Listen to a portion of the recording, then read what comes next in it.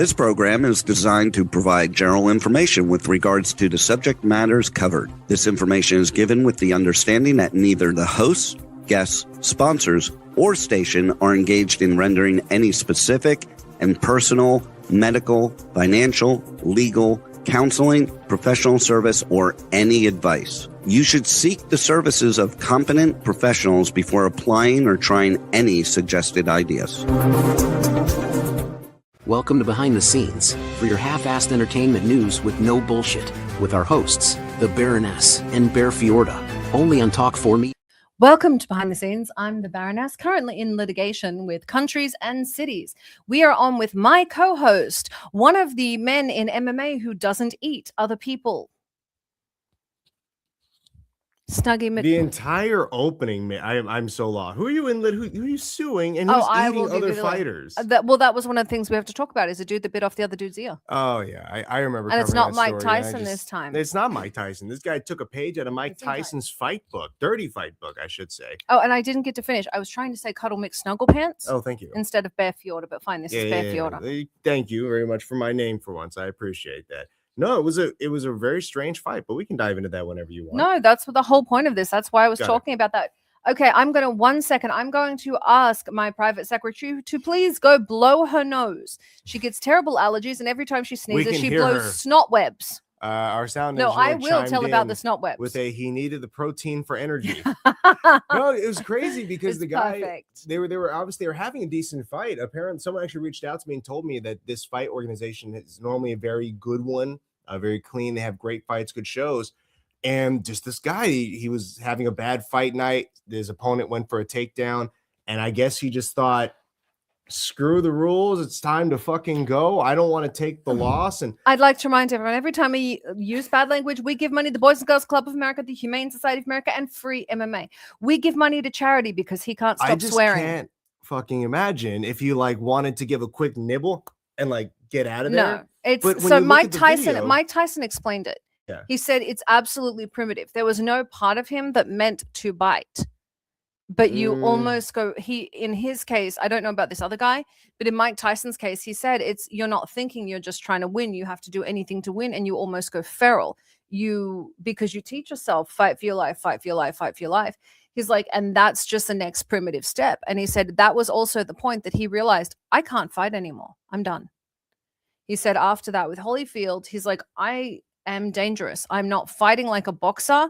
I'm fighting like an animal is the term that Tyson used. And he said he just lost control. He said if he didn't have gloves on, he'd have probably scratched, gouged eyes. He would have done anything because he was fighting like his life was on the line because he was losing. And that's where Tyson's mind was. Now, I can't tell you where this guy's mind is because Tyson's been very, very open about it. Even Holyfield's been very, very open about it and said that, with Tyson, he'd had the horrific upbringing. Fighting was really pushed into him. So the term he used was, he said, I was fighting like an animal. I went feral. It's going feral. He said, it's not like blacking out. It's not like losing control. It's that this primitive part of your brain takes over of do anything to destroy the other person. Well, no discredit to Iron Mike. Maybe that's him. That is him. That is the only person. I have personally never kicked someone in the nuts in a fight.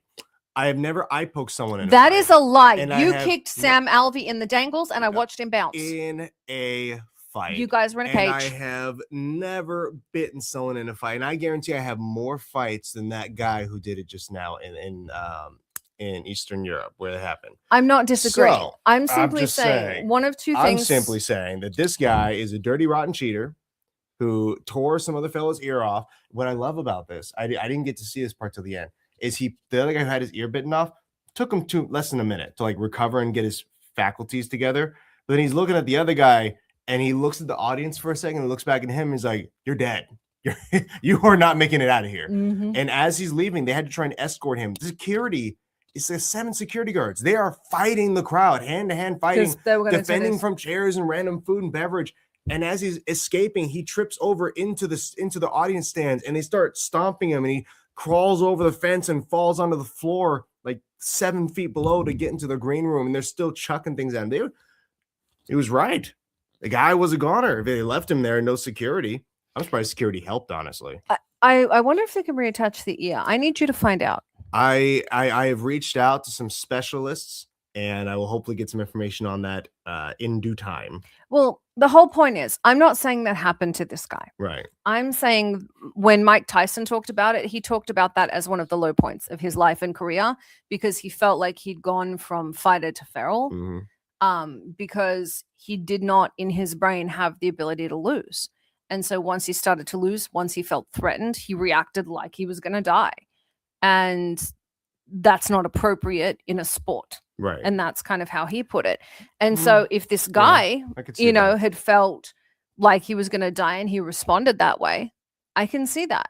But this guy will be infamous for it. Yes, he will be. He will be infamous for it. Listen, until this guy comes out and gives us a reason that is not an excuse and opens up his own line of gummies with him and the other guy, where they're gummies with the ears bitten partially off. I like that Tyson gives some of that money to Holly. I like that he gives the money to Holyfield too. Yeah. Like I like that that's Mike's Bites. Like Mike's Bites. But I like that he, even after that, he apologized to Holyfield. Like he was, and it's interesting to see someone that high in their career do something like that and then just be like, oh my God, please don't let this be what I'm remembered for. This is my lowest point. I mean, he didn't exactly look proud of it, to be fair. No, he was the fighter was definitely more like not in a haze. He was still communicating, but he did not look like he was proud of his actions. That's all I can say about Neither that. did Tyson. But I think the question was this a reaction? Or was it a panic choice? It was totally or was a reaction. Or was it for 100%. Or was it for attention? Because a lot of people will do things for attention. Did he? Because I mean, I hate to say it is, but in the social media, in the age of social media, can you really say someone wouldn't do that? Because back in the day, we still talk about Mike Tyson doing it. If what this guy was looking for was a viral moment, he got it. So the choice is, I've seen people freeze in the cage. You've frozen in the cage. I've seen people lash out in the cage. I've seen people panic in the cage, all kinds of things. But the reality is, you may or may not, depending on who you are, react well or poorly.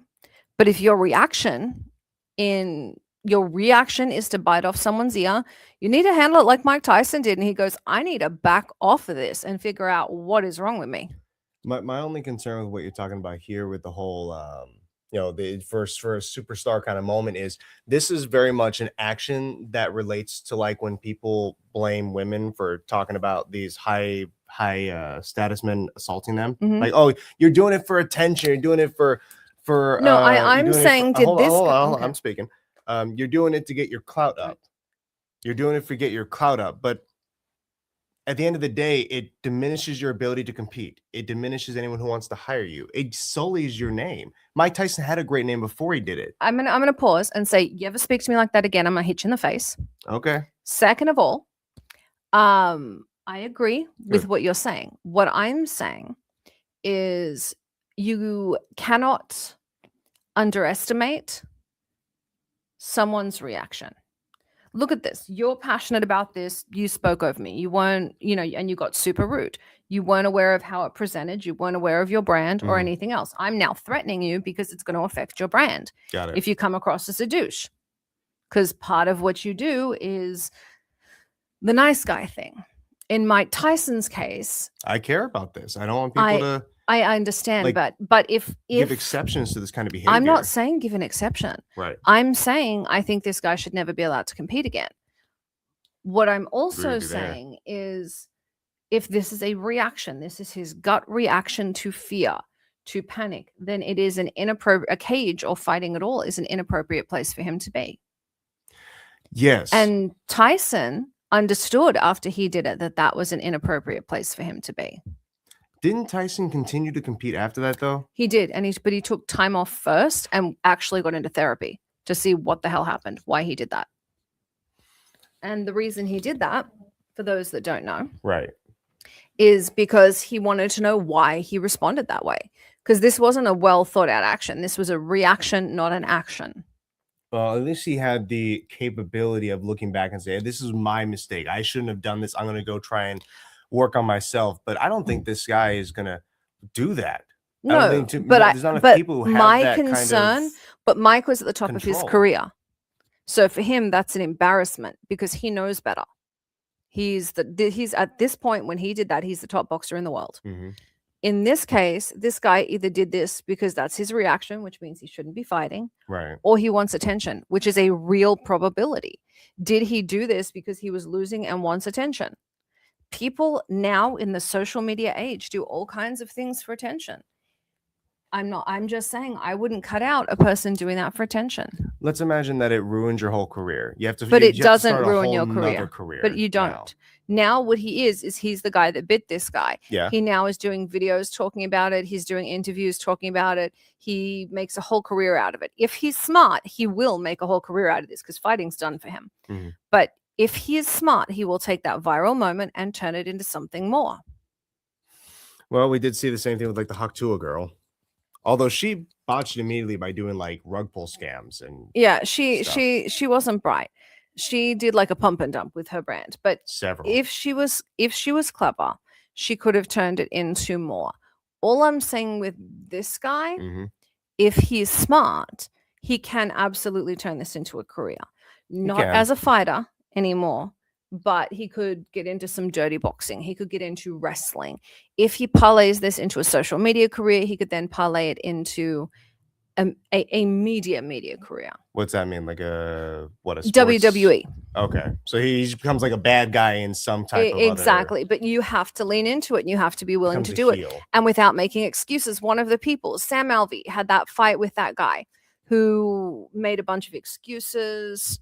Sam found him on this guy found Sam online. Oh, he was the fan. Yeah, this fan had so Sam had to go with him. The guy was out. He really didn't have the physical stamina to be doing what he was doing with sparring with Sam. The reality is that guy could have parlayed that into a career. He could have. He could have really turned it into a career. Unfortunately, he just kept mouthing off and trying to get attention and making excuses for why he lost. When the reality is he was fighting Sam Alvey, of course he lost. It should have been a given no matter what. Yeah, there's no part of that where he was ever going to do anything other than spar a little bit, and Sam took it super easy on him. Well, I just don't want to give the guy any kind of out, but I can agree with you in saying that if this was an attempt at attention, he's got a very straight and narrow road he's got to follow in order to not kind of sully the opportunity. After he fought Sam, he should have turned around and said, I lost fair and square. Here's what it was really like being in a cage with a cage fighter. And if he would have taken that, he could have built that into a brand. Here's what it was really like being in the fight with in the cage with a cage fighter. Here's how tired I was. Here's how physical it actually was. Here's what it was actually like. He could have humanized himself. Exactly. And he could have turned that into a career. The reality is we all have moments where we make mistakes. We all have moments, good or bad, especially in media. We all have paradigms that we lean into. I'm very much because I'm not a super friendly person, I'm very much a bad guy character. Bear, because he's a genuinely nice person, is a good guy. But when you step out of that road and be human, like you guys saw at the beginning of the show, I'm telling him, because I work on his press side of things, hey, you don't get to be human. You don't get to have that moment of irritation or overexcitement. You got to be the good guy. In this guy's, not be Tom Cruise on a chair next to jumping up and down. Oprah Winfrey. Yeah. If you don't know who Oprah Winfrey is, you're in the wrong industry. I can give you the face. I can give a name. So essentially, I'm trying to cover up from the live stream we got here. We've got blankets. Everyone in our industry has the image that they sell, and you can take your bad moment and turn it into a career if you put the legwork in. That's what I'm saying. See, that's whether intentional or not, he's got the legwork now to do. And the guy that bit the ear, same thing. He could turn this into a career. Oh, that's what I meant. But he's never going to be a good guy. You are always going to be, and by the way, it's much easier to be a bad guy than it is a good guy, because when you're a good guy, any small thing people jump on you for, as you saw. Well, No, I don't think it's worth it anymore. I was going to talk a little more about how he has no chance of ever being a good guy, but I guess you have Mike Tyson, who was able to pivot that. Well, Mike Tyson, but Mike Tyson before that was already a star. He was open about what happened. Yes, he's joking about it now. Yeah. But at the time, he wasn't trying to be like, oh, well. He was horrified. He wasn't trying to dismiss it. Yeah, he was horrified because he was known as a boxer. He didn't want to be known as that. He didn't want to be Hannibal the Cannibal. I don't know the way he talks in some of those, though. You look in the pre-fight interviews. He told the guy that he was going to make love with him until he loves him back. Yeah, he says so there's some things. He says things like that, but the reality is he's not Armie Hammer. He's not really trying to take bites out of people. What? Too soon. I'm just saying. Also, I don't think it's too soon. You're eating people, or what he wanted to, right? That was the thing. He didn't actually do it. So he lost his career. He got really rapey with a bunch of the girls he was involved with. It was consensual, but he's into some weird stuff. It went public because while he was cheating on his wife, the girl found out he wasn't just cheating with her because, cheaters are always so immoral. I'm not the only mistress. Like it was a whole thing. Right. So she's upset she's not the only mistress. Oh, the rapey thing is kind of a problem though anyways. Oh, different kind of rapey. He did the consensual non-consent. Oh, don't look that up, kids. You're not old enough yet. This is an 18 and over show. I certainly hope there are no kids here. People sneak on. That's I just want to make sure we're safe. Just saying, yeah, it's weird. But things have gotten weird anyway in Hollywood. There is an AI fight scene of Tom Cruise and Brad Pitt fighting on a roof. It was put out by a company. The studios are now freaking out because these are obviously two of the biggest stars in the world. Mm-hmm. They have AI out now. There's a specific model that puts your two favorite characters, whatever, in a UFC fight. They've got Dana White, they got the logos and everything done. So it's getting. Well, the Motion Picture Association is now pushing for stronger laws to prevent that. And I am fully on board actually with banning it. As much as I like, cheap content, I'm a producer. Right. I love to take advantage of people. I really don't think AI should be used that way. My only question is for AI to have that prompt, that model, someone have had to have basically taught it that they had to have learned that process. So who licensed the people's likeness to then they do didn't that? They took footage online and uploaded it, and that's the problem. Everything is publicly available, anything on Google. So just a YouTube video, you're on social media. I can take you because you've uploaded to social media, right? And I can use your likeness for anything I want. You are out there, especially you because you have a big following, but everyone else too. You're all out there. You're probably being stalked and you don't know it. Your images are currently being used. If you want a positive note on that, in your friend circle, in your immediate friend circle, there's one person who is into you and will never say it. So there's a positive there. Okay. I'm into you. Well, yes. Well, you've already said it. Okay. So you're not that one. In our friend circle. There's the same one for you. There's one for our my manager, your that doesn't count. Everybody's into Alexis. She's hot. That's ridiculous. Saying, there's always someone out there for you. Actually, given that response, I'm clearly the one that's into her. Right. So it doesn't have to be all negative and stalkery. It could be the reason I was saying that was for safety purposes. Yeah. They always tell you post where you are when you're leaving. I was, attacked because I put out where I was. It's a whole thing. So there are influencers. The Kangrus sisters are in a public dispute with Los Angeles Comedy Club. Over what? Over an open mic night gone wrong. Yeah, if you go to an open mic night, you get what you get. I especially if you're the one performing at the open mic night. That's the whole point. If you have a great show, good for you. If you got a bad show, if you had bombed, that's just a learning experience. We are going to be putting Bear up at an open mic night in Palm Springs, California. I'm going to tell you when he's going, and we will stream it for you. Oh, good. So I'm going to bomb. This is excellent. Y'all get to see me fail because I'm not a comedian. I will do my best. How long is the segment? 2 minutes? 5 minutes? That's 4.5 minutes too long. I've got a joke. And it's a knock-knock joke. That's not how any of this works. So Bear's going to be doing an open mic night. So my cousin's in visiting from Australia. He's a musician, y'all. If you get a chance to check him out, Kieran Morris. Check him out. Absolutely fabulous. Are you going to make him do it too? Oh, well, he and Alexis went to the open mic night, which is what they found. Now you're going to be doing an open mic. What a decision. Spill, you know what? I've as much as I would love to continue discussing how awesome I'm going to do at open mic night. I would like to I will stream it for y'all. I'd like to bring on someone who is probably do much better at that than I would. Someone with actual talent. Someone with actual talent. So welcome to the show, Young Retro.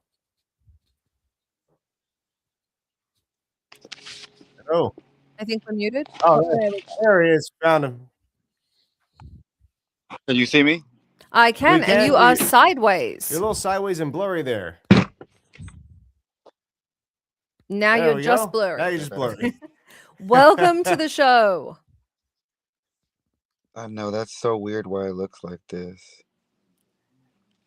Yeah, I couldn't tell you for sure, but you know what? It works. Yeah, we got you. It's a step up. I've scratched my phone up so bad it's not even funny. And I'm trying to fix it. I like licked it and I'm wiping it on things. That sounds disgusting. Trying to do that. I don't know why I do that. Just carry alcohol wipes with you. That would have been much Yeah, better. no, my apologies. It could be my camera or whatever, but I'm here, y'all. It's Young Retro. Thank you so much for having me. Well, thank you very, very much for coming on the show. You want to start with? Well, I was going to ask if you do us a solid here and actually tell the audience a little bit about yourself and what you do. Yeah, so a little bit about me. I am first off, I'm an artist at first. Just first off the hand, I'm just a natural born artist. I've been making music my whole life. Came out with my first mixtape, Too Fresh with It. I was about 15 back in 2006 when Hurricane Katrina was going on. Got introduced with that mixtape. Got my second demo, Too Fresh with It, when I met the chemist. Then from that point, I just started making mixtapes and albums or whatever. So I had about 6 albums drop or whatever. And then I really, really just got super serious into the industry and wanted to, branch out more into like modeling and acting. So I used my music career to basically essentially start me and get my foot in the door, because music was my whole passion, whatever. So I used my music career to basically open up new opportunities. So now I am an actor, I'm a model, I'm a rapper. Yeah, I've done so many shows, and that's me. Ironically, we were talking at the beginning of this. There is a moth. There's a little moth on me somewhere. Bear is terrified of bugs. This is going to go amazing. We were talking at the beginning of the show about people doing this with their career. When I say this, I am not comparing you to the Hawk Tour girl, but if that's what we were talking about, is people taking one part of the industry and parlaying it into another. I love that you're doing that. I love that you went, okay, I'm going to branch out from what I'm doing and expand on that. Why did you move from music I don't know if it's me or you, but I can't hear anything. Is it us? I'll ask our sound engineer. Now I can hear. Oh, okay, good. Now I can. At first, okay. He's cutting out. It's on his end. Right. Okay. Okay. So I like that. Now, we were talking at the beginning about the Hawk Tour girl. I am not comparing them. I'm simply saying that there is an intelligence, I think, in learning to branch out beyond your area. Right. All right. Were you there now? Yeah, I can't. Something just went off and now it came back on. Perfect. Hey, we got you. That's what we're happy about, man. So what made you move? Yep. Why did you decide to move from music into film and television and modeling? Because it's a very, very different animal. Well, honestly, acting was always my passion. I took some acting classes in high school or whatever. I just didn't really know how to pursue it. And I had always wanted to act my whole life or whatever. So I took some classes in school, and my teachers used to say, "Oh, you're great, da da da da," or, keep taking classes, da da da da. So I just finally started taking classes when I got around a lot of my friends who were celebrity friends who've been in movies. They were giving me game, giving me pointers, giving me advice on what to do with producers, how to do it. And so I became motivated even more, even though I was already motivated. I became remotivated to pursue that dream and that career in acting. And I ended up getting, basically start hanging around the right crowd, going to the movies, to the events where the producers was at, making connections, building my relationships with all those people, so I can basically try to get my foot in the door. And it sucked because I didn't have a lot to show at first when I was, just had this dream of doing it, So when you're telling somebody that, most people want to see the work or whatever. So right, I had to really just really be a solid, reliable, dependable person, man, and really come through it. Because when I first started, I didn't have anything. I just wanted to just act or whatever. So it's hard to do it. That is the most important thing, though. Being dependable, being solid, that is the most important thing. And it is really, really important. So I do always say with the audience as well, always listen to these guys, because they're doing what half the audience wants to do. Diligence matters. Diligence and dependability, that is so important. Now, you came in here with a career that most people would dream of in pursuit of an entirely different career. That is very, very unusual. Yeah, I just, my whole thing was I always want to be in entertainment. I didn't know whether it was going to be fashion, film, music, whatever, I just knew entertainment was it. I just always, like I said, always had that passion. Even as a little kid, I would come home, watch BET, watch MTV Cribs or the Rap Basement. I would always be just motivated, and I always tell myself, "Oh man, I'll be on TV one day, or I'll be in that music video one day, or that'd be me on TV in the movie that you're gonna see or whatever." So I would always just plant that in my head as a young age, and always just say, "Hey, that's gonna be me one day." I love that. That is a good goal. My goal was to make $187 million, and I killed it. That's the whole point. That's $187 million. Though I had to go up because now it takes $250 million to make generational wealth. I only ever wanted to get rich. Very, very good at it, but it's nice to meet people whose goal is, something other than money. I respect that. Obviously money comes with the territory when you talk about fame and you talk about Hollywood, but you've had such a wide array in your career. I mean, what was the hardest moment you've experienced in music, or would you say just in Hollywood, across the board? In Hollywood, what was your hardest moment? Oh man, I had so many hard moments. I've had moments where I probably dropped the ball and messed up or something, and felt like I wanted to quit one day, and then had to gain my confidence back and tell myself, "Hey man, you came this far you came this far just to come this far." Like Kim K says, I didn't come this far just to come this far. Like, I didn't do all these years of hard work and all this just for that. So I've had so many encounters. I've lost friendships over my career. I've lost relationships. I've lost just, time with my family, so it's been so much that I have to just sacrifice to just get here, and even like everything now, I sacrifice a lot now. So it's been a lot of hard stuff.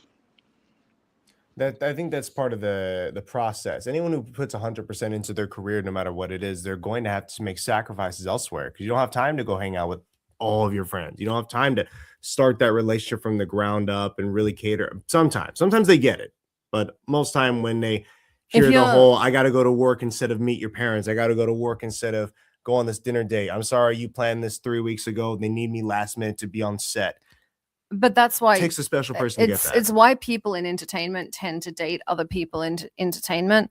It is very hard to get near somebody who understands, look, I know we planned this trip, but I'm out. Or I know we have this thing, but I'm out. I had a friend whose wife went into labor, and they called him, and he was young actor at the time. And he's like, I just got called to be in AI with Spielberg and Will Smith. And she's in labor, and she looks at him and she's like, get the fuck out of here. There you go. Like, she's in labor. She's like, if you don't leave, I will divorce you. Because anybody that knows me, anybody that knows me, they know I put my career first. So I'm just the same way. I don't care whether I'm wherever I'm at, I'll just stop doing what I'm doing and go run over there like full speed. And they're like, dude, that's it. And I'm like, well, dude, my career comes first. Yeah. That's it. But you got to find that partner who in labor would be saying to you, why are you here with me, not with Will Smith and Spielberg? You got to find that partner that gets it. Yeah, that's and I exactly loved why I'm single now. yeah, but that's it. Well, I loved her response to it. Her response was, "I'm having a baby. We need money. Go to work." Like, I was like, "Yeah, no, fair. But So, that's somebody that gets it.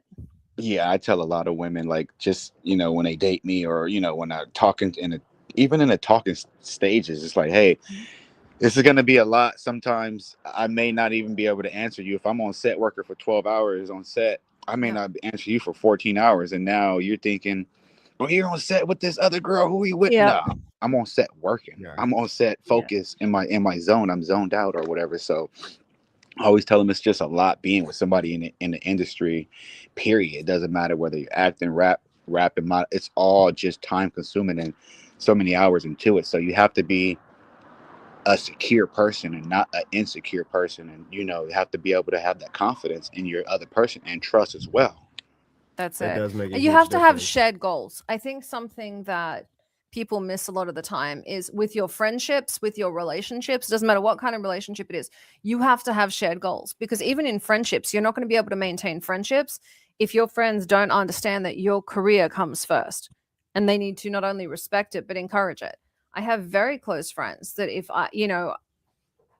I was skipping something, I was supposed to speak at Comic-Con, I was sick as a dog, I was throwing up, absolutely ill. I could barely stand up. Alexis, who I work with and is one of my closest friends, she's like, all right, we're giving you a B12 shot, a nausea, and I'm going to strap you into a corset. Try not to puke on stage. And she's physically putting me on stage because it's 100,000 people. And if you miss that once, they're never inviting you back to Comic-Con. Oh, yeah. So your friends are either the ones going, hey, you have this speaking engagement, or you have this, or you have that, or you have a concert. I'll hold the bucket. You have to make it. You have to make it. Yeah. Like I remember Bear, I'd had a miscarriage, and Bear had a fight the next day. He was up all night in the ER with me. And then the next day, he lost that fight very badly. But it's about what you do for your job. You have to be there. You have to show up. Exactly. And, even as you said, single or do it on your own for so long, you've done incredible things. Are you kidding? You've he just made every girl watching this turn around and go, so single, you say. But you've done incredible things. You came up with your own genre of music, actually, and you kind of spliced in hip hop and pop. And while I understand that being an innovator does have its perks, it's tough. It's tough out there. Much easier to fall into a lane where you already have like an embedded audience. So I want to ask you, why did you really want to shift and start something new? Yeah, as a producer, I'd kill you if you were one of my clients. Why did you do something Uncharted? I'm just saying like Uncharted with what? With your music. Like an uncharted territory. I'm all about taking risks, dude. Blue ocean, going to the blue ocean, and seeing what's out there. I did the song Holiday, for example, in the movie that I'm in, which was a total different thing. But honestly, the thing is, it's like people don't really know me as an artist because I have so many perspectives. I can be a political artist. I can be a club artist. I can be a influencer artist. I can be a community artist. I can be a activist.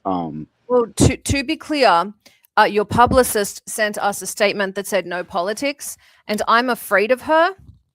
So we're going to listen because she terrifies me. That's fine. Yeah. I'm very afraid of Angela. Shout out. Rapper. Yeah. I can make songs or whatever. So I like to just, I guess I'm saying I like to just step into that to that blue ocean where I'm doing new things, because you never know who's, as an artist, you never know who can relate to it, the situations you're going through on the song, or whatever, charted or uncharted, so that's how I see it. I just try to make as much music as I can, because I stopped making music for people and started making music for myself, and I'm just like, okay, well, if you relate, you relate. You don't, And when you sit down and write, what is coming to your mind? Is it all life experiences? Do you draw from different things you hear about? Maybe your friends go through something, you talk about that. Just what inspires you? Yeah. It's different situations, but it's a little bit of both. Sometimes I like to take situations that my friends go through and talk about that, or sometimes I like to take a situation that I go through and put it in the third person, as like it is my friend going through it and not me going through it or something, you know. He's like, I'm not telling Um, anyone this happened to me, so I'm blaming my friend Bill. right, It was Bill. exactly, right. Sometimes I do that. Perfect. But what really gets me in the mood is first just listening to the beat. The beat is what sets the tone, sets the whole vibe for it. And then I'm the type of guy that if I'm doing a song, I'm doing a whole project, even on that one song. So I'm doing other songs. I might do an example song, what I want my song to sound like. I'm playing it out loud. So overachiever. Yeah. If I want to sing or something in that song, I might listen to some singing songs just to get like, some ideas. Like, so it takes me a long time, more than a day to make a song sometimes. But on the other hand, I could still write a song in like 10, 20 minutes or whatever if I didn't do all that stuff and put so much into it. But I like to just, I don't know, I think I'm my biggest critic as an artist. So I can literally write some stuff, even with the holiday song that we wrote for the movie. I wrote my verse 3 times and I didn't like it, but everybody else was like, dude, that's so dope, it's so dope, it's so dope. But I was like, yeah, but I don't like it. So I don't know. I think I'm my biggest judge as an artist. And the dude was just like, dude, you're just gonna just erase. Like I highlighted everything and just press like erase. Just He's like, dude, you're just gonna erase all that stuff, all that work. I was like, yeah, I don't like it, dude. I feel like I can go better. So I don't know. I'm just always pushing myself to be better. So different beats put me in different feelings, you know what I'm saying? So I always feel different at different times. And it could be a situation that I'm going through in real life. And sometimes I just, I'm really stressed out. I'll take my anger out on that. Have you ever had one of your friends or family freak out at you and be like, because they heard their story or something that they told in your music and they're like, what the hell? Nah, I never heard him actually do that on concerts and stuff, and was like, "Oh my God, I didn't know you can do all that, or move this way, or do that." So they never really freaked out. Thank God. So where do you see yourself? What is your goal? Where do you want to be in your career? Well, one of my goals is to be like let me say this carefully. One of my goals is to be like a 50 Cent, like a music executive, I guess. Oh, I love 50. He's lovely. He's such like a nice Jay-Z, or like on that level. Like an executive, a mogul, making music in movies, writing movies, just an executive that's putting everything together. Like, oh my God, he's making movies, he's writing films, he's in them. So more like on a 50 Cent level is where I see myself, even writing the songs and managing and just basically having my big empire and a lot of things under my umbrella. That makes sense. Okay, so you want your hand in everything, but you want to be the guy in charge. And shit, yeah, who could have a problem with that? like I want to be that guy where you got to call me if you're coming to LA, dude. You get what I'm saying? Like, yeah, I want to be that guy. Like, oh man, we got to call him. Like, this is his like city, his town. He knows everybody. He knows everything. I want to be that guy, dog. That makes sense. I like that. When it comes to the projects and the way you're building yourself up now, how do you decide what is good for you, what you want to be a part of, or what I would say kind of it's going a little out. Your brand? How do you choose your projects? I think we're cutting out again. Sorry, it's going out. It's okay. Can you hear us now? Now I can. There we go. Awesome. I was just asking, how do you decide what projects to be a part of?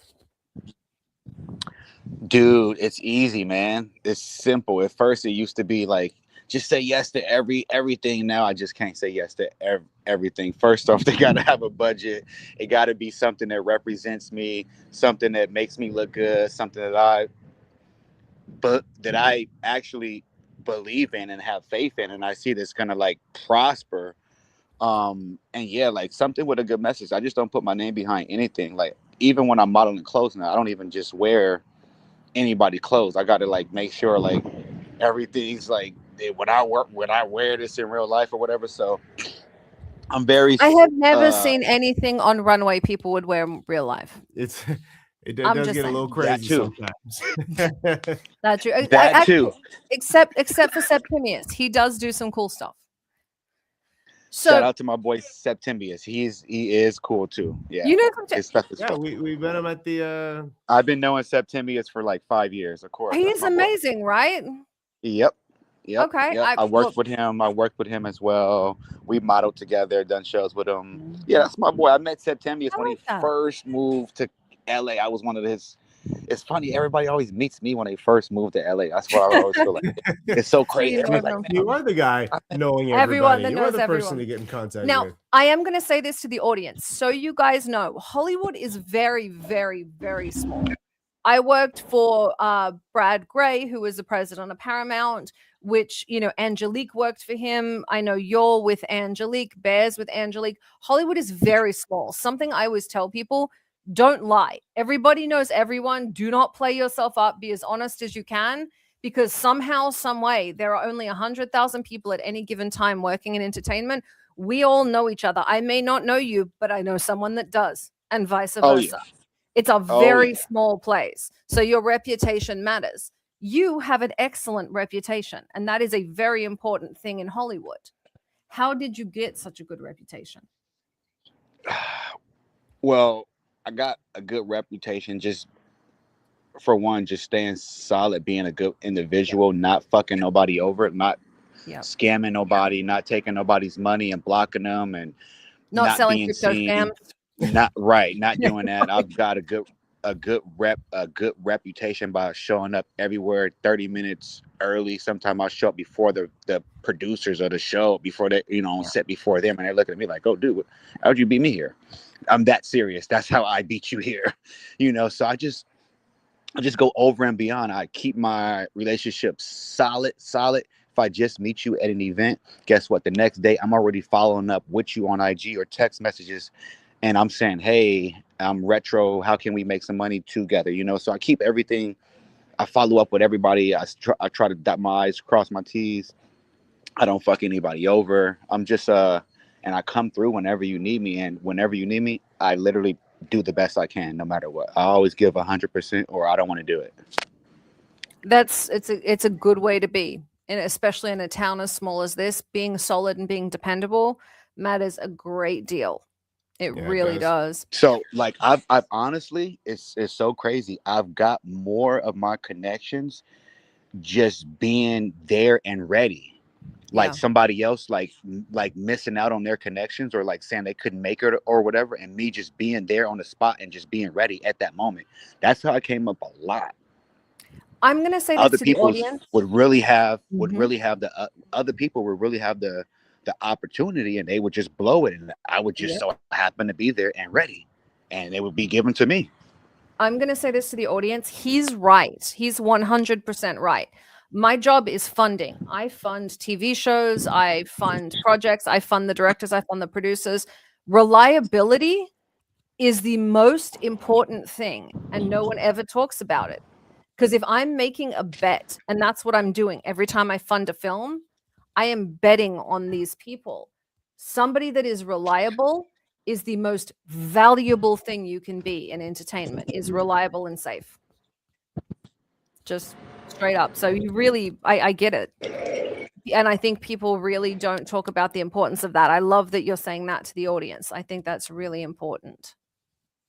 Yeah, that's the honest truth, how I really came up and got my name. I was just being there, being ready on set, whether it's a show, a movie, whatever it was. Like, and like, I remember the first time I did my movie, I was actually an extra, and I got moved up just because somebody else didn't show up or whatever. So I ended up getting in line. They're like, "Oh, how did you know that? Did you know the producer?" I go, "No, he did that on his own. He chose to just pick me out of everybody. I don't know that." And everybody was convinced that I had knew the producer, and I was like, "No, I'm just here ready to work." So I just stay ready, so I don't got to get ready. Like, I just always like I said, I show up early. I'm like, I will say this one thing my coach in football taught me in high school was we was always the first on campus and the last one off, and we was the first one in the weight room and the last one out. So I do that. I apply those same techniques to the industry. I'm always the first one there and the last one to leave because I love it so much. I don't even want to leave. You get me? Yeah, no, I love that. Absolutely love that. I think that's, as from a producer standpoint, you are my dream, because you're a good bet, and every project is a bet. And as I'm listening to you, I can't help but wonder, you know, you've done a lot already in the industry, but you're also still pursuing further in your career, and you clearly are a great, reliable, kind of standout kind of person. But what you do is going to impact everyone around you. It's going to impact people who you don't even know about for years to come. Oh, did we lose you again? I can't hear you. It's staticky. Got it. Okay. So what's the question? Short. Well, the question is just what kind of impact do you want to leave on people who are outside of the entertainment industry? It's still staticky. Okay. What legacy do you want to leave? What's your legacy? Okay, all I heard was, what legacy do I want to leave? Okay. Yes. I want to leave a legacy behind where artists and talent, musicians, doesn't matter what you are, where they don't have to, where hard work can be hard work, where you don't have to have sex to be in movies, you don't have to have sex to be in shows, you don't have to have sex to do all this stuff, where your talent just really speaks for itself. That's one of the legacies I wanted to leave in the industries, that you can really be somebody if you really put the work in and do this, you know what I'm saying, and really put it in and just build their relationships. Yeah, I like that. So it's like the anti-Harvey Weinstein. Can you guys hear me? Yeah, we can. Yes, we can hear you. Can you see this? Okay. I like that. So you're the still a little staticky on you guys' end. So with all of that, are you going to be putting out any more albums, or are you focusing entirely on your acting? So with the albums, I'm working on the Golden Ticket. I've been working on the Golden Ticket for a little bit. It's gonna be it'll be like my first album, because I've put out so many like projects and mixtapes and songs. So I've been working on this one, and I had this big old flaw where my album was halfway done, where I was just about to put it out, and a producer equipment crashed and lost my whole project. And it was like heartbreaking almost for a little bit, like being an artist and just I'd sue and murder. Like I was so heartbroken when it happened, and I'm talking like 30-40 songs just like gone, and I'm like, no way. So I had to build up the confidence to even get motivated to want to do all those songs, want to record them, want to do, like, it was so much stuff that I had to put back into it. And like still now, I was like, well, now that I'm here, I can just change this, change that. So I've still been working on my album now because of that situation that happened when the producer lost, basically his hard drive crashed. I think that's what he said, his hard drive crash. And so I wasn't the only artist who music got lost. It was other artists in there who I don't know. I'm sure music got lost, but I just. Oh, it looks like we cut out. I hate that we have such poor connection with him. It may jump back in like it did before, I hope where so. it just pushes us to the side. Yeah, so we'll I hope so. I know, but that's terrible. I would sue. Sue and murder, evidently. Yeah, sue and murder. No, I would send a cage fighter to murder. I'm better at maiming and sending a message. Fine. Yeah. You can do what Amber Heard did and poop on his bed. It's not. You don't want me leaving a note attached or something. They're not gonna know why that's there. It's all that they're gonna see that and be like, it's because I deleted the girl's stuff. That's exactly why this is here. But unfortunately, we are at the end of the show at a time. I feel so bad we cut out. Unfortunately, I do want to get him on again. I know we had a terrible reception, but I like that. Guys, thank you very, very much for joining us. I know this was kind of choppy today, but that's the industry. It is. And it's a live show, so we got to kind of roll with the punches. And thank you all for rolling alongside us. I'm the Baroness. We are on with my co-host, Snuggy McFuzzy Pants. Mr. Doesn't bite off people's ears. You're right. Bites off other appendages. And I don't kick... And I don't kick people in the nuts in fights or stick them in the eye. You didn't say you wouldn't do it. No, I did not. We'll see you next week. Good night. This has been Behind the Scenes with the Baroness and Bear Fiorda. Only on Talk 4 Media.